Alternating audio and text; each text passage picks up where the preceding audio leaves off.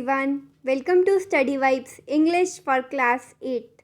In this video, we are going to discuss the chapter The Tsunami from the book Honeydew of Class 8. तो पहले हम बात करेंगे कि स्टडी वाइब्स विद मिंग से जुड़ने का आपको क्या फ़ायदा मिलेगा। सबसे पहले आज हम इस चैप्टर का NCERT एक्सप्लेनेशन देखने वाले हैं और ये पार्ट 1 का वीडियो है। पार्ट 2 का वीडियो आपको डिस्क्रिप्शन बॉक्स और कमेंट सेक्शन में एक लिंक के थ्रू मिल जाएगा। उस लिंक को क्लिक करना है, एक ब्लू लिंक होगा, उसके थ्रू आपको पार्ट 2 का वीडियो मिल जाएगा। प्लस अगर आप एग्ज़ाम के लिए प्रिपरेशन कर रहे हैं तो उसके लिए एक इम्पॉर्टेंट रिवीजन वीडियो जो है वो भी अवेलेबल है हमारे चैनल पर, जिससे आप क्विक प्रिपरेशन कर सकते हैं अपने एग्ज़ाम्स के लिए। उसका लिंक भी आपको डिस्क्रिप्शन बॉक्स और कमेंट सेक्शन में मिल जाएगा। छोटा सा वीडियो है। प्लस इस चैप्टर में जितने भी क्वेश्चन आंसर्स हैं, या तो वो इन टेक्स्ट क्वेश्चन आंसर्स हैं या एक्सरसाइज के क्वेश्चन आंसर्स हैं, वर्किंग विद द टेक्स्ट के जितने भी क्वेश्चन आंसर्स हैं जो भी इस बुक में हैं इस चैप्टर से रिलेटेड, उसके लिए भी आपको एक वीडियो मिलेगा। उसका लिंक भी डिस्क्रिप्शन बॉक्स और कमेंट सेक्शन में है। इस तरीके से हमने काफ़ी इजी तरीके से इस चैप्टर को डिवाइड किया है। तो सबसे पहले हम इस चैप्टर को लाइन बाय लाइन आज NCERT से पढ़ने वाले हैं, ठीक है। और जितने भी और वीडियोस के लिंक हैं आपको डिस्क्रिप्शन बॉक्स और कमेंट सेक्शन में मिल जाएंगे। अब पहले हम बात करते हैं कि सुनामी का मतलब क्या होता है, जो इस चैप्टर का नाम भी है। एक चीज़ आपको याद रखनी है कि जब भी इस चैप्टर में आप सुनामी वर्ड यूज़ करेंगे, या जो सुनामी है आप इसको क्या बोलते हो, सुनामी, लेकिन इसकी जो स्पेलिंग है उसके अंदर आप क्या देखेंगे, जो फर्स्ट लेटर है सुनामी का इट इज़ टी, लेकिन सुनामी बोलते टाइम आप इस टी को यूज़ नहीं करते हो, इसको प्रोनाउंस नहीं करते हो। टी जो है वो साइलेंट रहता है, ठीक है। तो इसका आपको बहुत अच्छे से याद रखना है। अब बात कर लेते हैं कि सुनामी होती क्या है। Tsunami is actually a powerful sea wave. समुद्र में इतनी ज़्यादा वेव्स का उठना जो कि काफ़ी डेंजरस हो सकता है। समुद्र का लेवल बहुत ज़्यादा बढ़ जाता है। समुद्र के अंदर अर्थक्वेक या फिर आसपास के वॉल्केनिक इरप्शंस जो हैं वो जनरली सुनामी का कारण बनते हैं। सुनामी के अंदर जो देखने को मिलता है वो क्या दिखता है कि आप तेज़ी से समुद्र का जो पानी है वो पीछे हटता है और फिर पावरफुल तरीके से आगे आता है, और जैसे ही वो आगे आता है तो उसकी चपेट में जो कोई भी चीज़ आ जाती है, आसपास के घर आते हैं, झोपड़ियाँ आती हैं, जो भी पेड़ पौधे हैं, सबको वो अपने अंदर डुबा ले जाता है। और जो पानी का जो ये जो वेव होती है ये इतनी ज़्यादा पावरफुल होती है, इतनी ज़्यादा शक्तिशाली हो जाती है कि इससे जो है बहुत सारे लोगों को नुकसान होता है, बहुत सारे लोगों की जान भी चली जाती है अगर उन्हें नहीं पता हो तो यहाँ पर जो है रियल इंसिडेंट्स हैं। जिन्होंने सुनामी को देखा, उन्होंने देखने के बाद कैसे रिएक्ट किया, वो बचे या नहीं बचे, वो सर्वाइव कर पाए या नहीं कर पाए, ऐसे छोटे छोटे इंसिडेंट्स जो कि रियल हैं हम इस चैप्टर में पढ़ने वाले हैं। तो सबसे पहले पढ़ने से पहले एक चैप्टर में आपको इस एक ये दे रखा है, मैप दे रखा है। मैप क्या कहता है कि look at the map of the Andaman and Nicobar island given here. यहाँ पर आपको अंडमान और निकोबार आइलैंड का एक मैप दे रखा है। इस मैप के अंदर क्या है, कुछ यहाँ पे कुछ सेंटेंसेस दे रखे हैं, ठीक है। कि यहाँ पे आप देख सकते हैं ये जो ऊपर वाला मैप है ये अंडमान आइलैंड्स का है, और जो नीचे का मैप है वो पूरा कहाँ का है, निकोबार आइलैंड का है। तो ये आपको 2 मैप दे रखे हैं। Next, a tsunami is a very large and powerful wave caused by earthquakes under the sea. Tsunami क्या होती है, एक बहुत लार्ज, एक बहुत बड़ी और पावरफुल वेव, एक ऐसी बड़ी सी समुद्र की लहर जो किस वजह से आती है, किस वजह से सुनामी आती है, क्योंकि समुद्र के नीचे भूकंप आता है, अर्थक्वेक आता है। और एक इम्पॉर्टेंट जो यहाँ पे जो मैं आपको बताऊँ पॉइंट है, ये सारे ही पॉइंट्स जो हैं वो इम्पॉर्टेंट हमारे लिए होने वाले हैं, क्योंकि यहाँ पर आपको इसी पैराग्राफ में सुनामी का डेफिनेशन भी मिल रहा है, और साथ ही साथ एक डेट जो यहाँ पे बहुत इम्पॉर्टेंट है वो है 26 दिसंबर 2004। क्या हुआ था इस दिन एक सुनामी ने थाईलैंड को हिट किया था।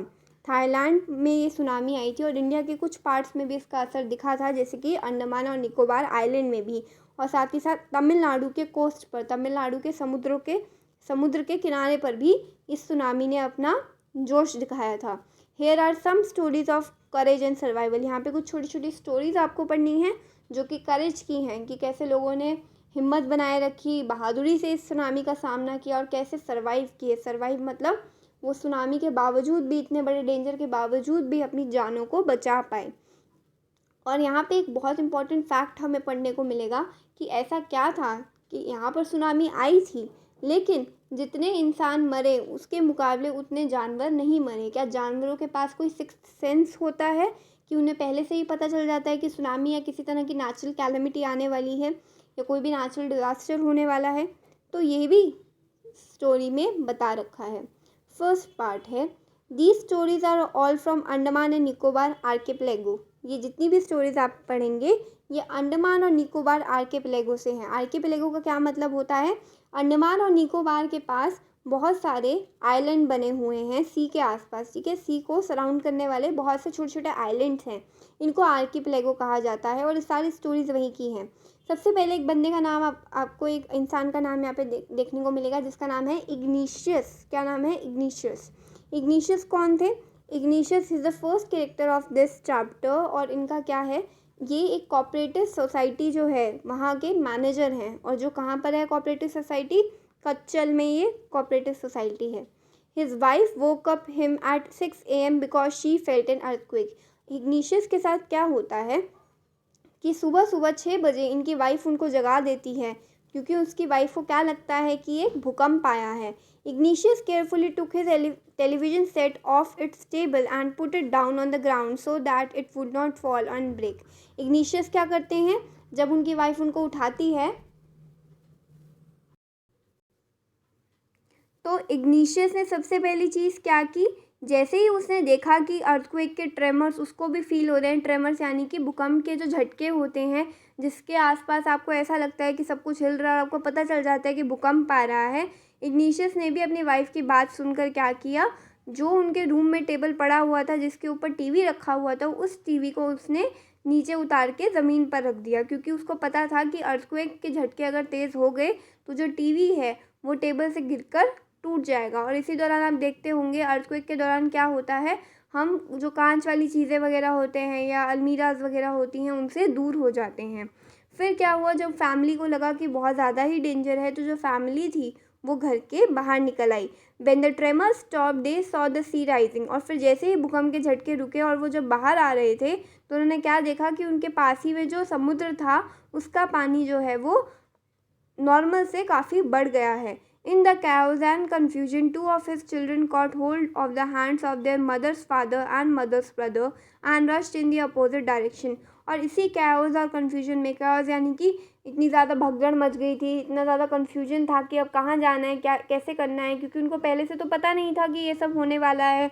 तो ये सारा माहौल क्रिएट हो रहा था, तो उसमें क्या हुआ, उसके बच्चों ने क्या किया, अपने मामा जी का हाथ पकड़ लिया और अपने नाना जी का हाथ पकड़ लिया और उनके साथ समुद्र से अपोजिट डायरेक्शन में भागने लगे कि इधर समुद्र का पानी बढ़ रहा है तो वो दूसरी डायरेक्शन में भागने लगे। He never saw them again. लेकिन इग्निशियस ने उन सभी को दोबारा नहीं देखा। His wife also swept away. उनकी वाइफ जो थी, इग्निशियस की जो वाइफ थी, वो भी पानी में बह चुकी थी। Only the 3 other children who came with him were saved. सिर्फ 3 बच्चे ऐसे थे जो इग्निशियस के साथ आ गए थे, जो कि उसके खुद के नहीं थे, लेकिन वो जो थे वो बच गए थे। नेक्स्ट स्टोरी में हमें पढ़ना है संजीव के बारे में। संजीव के साथ कैसा इंसिडेंट हुआ, वो सरवाइव कर पाए या नहीं, उसके बारे में हमने पढ़ना है। Sanjeev was a policeman. Sanjeev एक पुलिस वाले थे जो कि कच्चल आइलैंड में, कच्चल का जो आइलैंड है वहाँ पर सर्व कर रहे थे। सर्व यानी कि वो वहीं पर काम करते थे। और कच्चल आइलैंड कहाँ पर आता है? निकोबार ग्रुप ऑफ आइलैंड में ये आता है। He somehow managed to save himself, his wife and his baby daughter from the waves.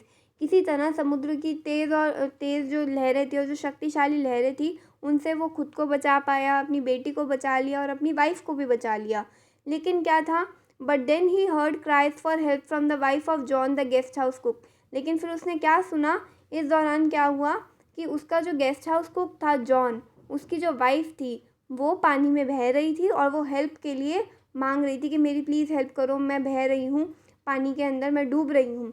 तो इस दौरान क्या हुआ, संजीव जो था वो पानी के अंदर कूद गया और उसने कोशिश की कि उसको बचा ले, लेकिन वो उसको नहीं बचा पाया और वो दोनों भी पानी में ही बह गए। यानी कि संजीव और वो गेस्ट हाउस कुक की वाइफ, ये दोनों ही पानी में बहते चले गए। 13 ईयर ओल्ड मेघना। नेक्स्ट जो स्टोरी है वो 13 साल की एक बच्ची की है जिसका नाम है मेघना, जो कि मेघना was swept away along with her parents and 77 other people. मेघना के साथ क्या हुआ था, वो अपने पेरेंट्स के साथ और 77 बाकी लोगों के साथ पानी में बह गई थी। She spend 2 days floating in the sea. 2 दिन तक वो पानी में ऐसे ही, समुद्र के पानी में ऐसे ही तैरती रही, holding on a wooden door. और वो कैसे तैरती रही? 2 दिन में तो कोई भी पानी में रहेगा तो वो तो मर जाएगा, क्योंकि उसको खाने को मिलेगा कुछ नहीं मिलेगा। लेकिन मेघना की जो किस्मत थी, उसका कुछ लक ऐसा था कि किसी लकड़ी के दरवाजे पर, जो कि पानी में बह रहा था, उसको पकड़ के वो उसके सहारे 2 दिन तक पानी में रही। 11 times she saw relief helicopters overhead. 11 बार उसने देखा, मेघना ने, कि उसके सिर के ऊपर से रिलीफ हेलीकॉप्टर्स जा रहे हैं। रिलीफ हेलीकॉप्टर्स क्या होते हैं? जब भी बाढ़ वगैरह आती है या कोई नेचुरल डिज़ास्टर आता है तो रेस्क्यू टीम आती है। रेस्क्यू टीम में क्या होता है? रेस्क्यू टीम अपने रिलीफ हेलीकॉप्टर्स लेके जाती है, ये देखने के लिए ऊपर से कि जो बाढ़ आई है, बाढ़ में कोई फंसा तो नहीं है, या उनकी मदद तो नहीं करनी, उनको कुछ ज़रूरत तो नहीं है। इसीलिए लोगों को सेफ़ जगह पर पहुंचाने के लिए रिलीफ हेलीकॉप्टर्स होते हैं। लेकिन मेघना ने तो ऐसे हेलीकॉप्टर्स को 11 बार देखा, लेकिन उन्होंने उसको नहीं देखा। She was brought to the shore by a wave. फिर किनारे पर एक एक बहुत तेज़ वेव आई, एक बहुत तेज़ लहर आई, जो उसको किनारे पर ले आई, and was found walking on the sea shore in a days. और फिर बाद में लोगों ने क्या देखा कि जो मेघना है वो समुद्र के किनारे बदहवासी में चल रही है। डेज यानी कि उसको कोई होश नहीं था, उसका कुछ पता नहीं था कि वो कहाँ आ गई है, लेकिन वो सही सलामत बच गई और वो सी शोर पे, यानी कि समुद्र के किनारे के पास चल रही थी। फिर बारी आती है अलमस जावेद की। अलमस जावेद कौन था? Almas Javed was 10 years old. Almas Javed एक लड़की थी जो कि 10 साल की थी। She was a student of Carmel convent in Port Blair. वो कैरमल कॉन्वेंट स्कूल जो था पोर्ट ब्लेयर में, वहाँ स्टूडेंट थी। Where her father had a petrol pump. और वहाँ पोर्ट ब्लेयर में ही उसके पापा का एक पेट्रोल पम्प था। हर मदर राहिला's home was in Nancowry island. उसकी जो मदर थी राहिला, उनका जो घर था वो कहाँ था? नानकाउरी आइलैंड में था। और उनकी फैमिली जो थी, जैसे कि होता है ना, हम भी अपने जब छुट्टियां पड़ती हैं तो हम कहाँ जाते हैं? अपने नानी के घर जाते हैं। इसी तरीके से जो अलमस जावेद थी वो भी राहिला यानी कि उसकी मदर जो थी, उनके घर यानी कि अपने नानी के घर रहने गई थी नानकाउरी आइलैंड में। और क्या करने गई थी? क्रिसमस सेलिब्रेट करने गई थी। When the tremors came early in the morning, the family was sleeping. और फिर जब ये भूकंप के झटके आने शुरू हुए तो सुबह सुबह ही आ गए थे। तो क्या हुआ था? जो फैमिली के सभी लोग थे वो सो रहे थे। Almas father saw the sea water recede. Almas के फादर ने क्या देखा? बहुत इंपॉर्टेंट लाइन है कि अलमस के फादर ने ये देखा कि जो समुद्र का पानी था वो रिसीड यानी कि जहाँ वो था अब उससे पीछे हटने लगा है। ये जो है सुनामी का एक बहुत ही अच्छा सिग्नल होता है कि जो पहले पता चल जाता है कि जो समुद्र का पानी है वो धीरे धीरे करके पीछे हटने लगता है अपनी जगह से। He understood that the water would come rushing back with a great force. उसके पापा को यानी कि अलमस के फादर को क्या समझ में आया कि जिस तरीके से समुद्र का पानी धीरे धीरे पीछे जाता जा रहा है, इसका क्या मतलब है कि कुछ तो है, और अभी जो पानी है ये बहुत पावरफुल वेव के साथ दोबारा से आगे आएगा। He woke everyone up and tried to rush them to a safer place. उसने सबको जगाया उसके फादर ने, और फिर कोशिश की कि एक सेफ जगह पर वहाँ सबको ले जाए। As they ran, her grandfather was hit on the head by something and he fell down. जब वो भाग रहे थे तो क्या हुआ? जो अलमस के नाना जी थे उनके सिर पे कुछ लगा और वो नीचे गिर गए। Her father rush to help him. उसके फादर जो थे वो उसके नाना जी की मदद करने के लिए भागे। Then came the first giant wave that swept both of them away. फिर क्या हुआ? एकदम से इतनी बड़ी एक जाइंट वेव आई। जाइंट वेव यानी कि बहुत बड़ी समुद्र की लहर आई जो दोनों को ही बहा कर ले गई अपने साथ। Alma's mother and aunt stood clinging to the leaves of a coconut tree calling out to her. Almas की जो मदर थी, अलमस की जो मम्मी थी, और साथ ही साथ उसकी जो आंट्स थी, आंट्स यानी कि बाकी जो घर के सदस्य थे, जो अलमस की आंटी थी, वो एक कोकोनट ट्री के लीव्स पर सहारा लेकर वहीं पर लटक रही थी और वो अलमस को बुलाने की कोशिश कर रही थी। A wave uprooted the tree. और क्या हुआ? एक वेव ऐसी आई कि वो जो ट्री था वो पूरा का पूरा ट्री उखड़ गया और वो सब के सब पानी के साथ ही बह गए। Almas saw a log of would floating. Almas ने क्या देखा था कि वुड का एक लॉग यानी कि लकड़ी का एक जो टुकड़ा होता है वो जो है पानी में तैर रहा था।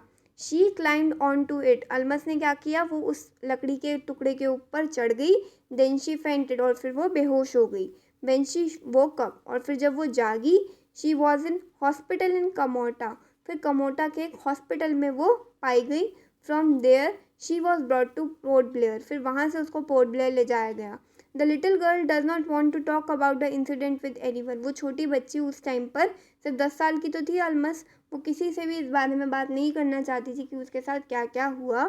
शी इज स्टिल ट्रॉमाटाइज्ड, वो अभी भी ट्रॉमा में है, ट्रॉमाटाइज्ड है। ट्रॉमाटाइज यानी कि उसको अभी भी इस बात का बहुत दुख है, वो शौक है, वो अब विश्वास नहीं कर पा रही थी कि उसके साथ ये क्या हो गया, वो सदमे में है। ठीक है, तो यहाँ पर हमने इसमें किस किस की स्टोरी पढ़ी? हमने यहाँ पर पढ़ा इग्निशियस के बारे में। इग्निशियस के बाद हमने पढ़ा संजीव की स्टोरी के बारे में, जो कि एक पुलिसमैन था।